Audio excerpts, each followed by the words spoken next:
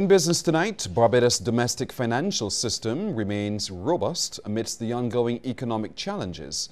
This is one of the major findings of the just-released 2013 Financial Stability Report, produced by the Central Bank of Barbados and the Financial Services Commission. Ryan Broom reports. The report provides a comprehensive overview of trends, developments, and the key risks in the domestic financial system. The bank and the Commission said that stress tests conducted on the key vulnerabilities in the sector revealed a resilient and stable financial services industry. This was despite declining profitability and the contraction of viable investment projects caused by a weakening economic climate.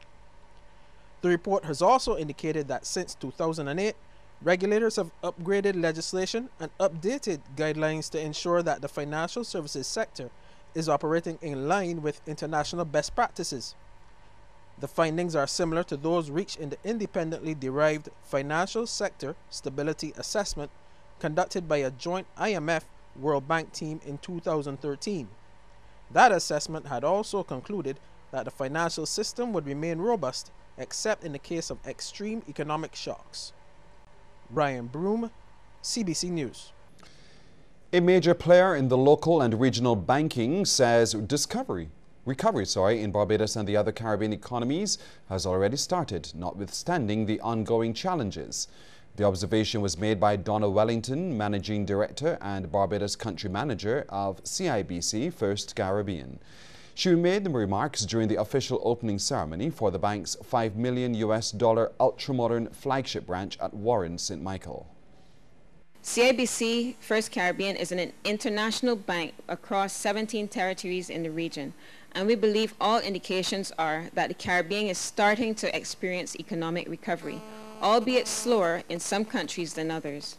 Further, we are confident that in Barbados, we will work together to see our beautiful island return to a strong economic position and over time exceed our past successes. We have every confidence that recovery will continue, and as such, over the past 2 years, like here at Warrens, we have been investing millions of dollars in constructing new locations around our regional network.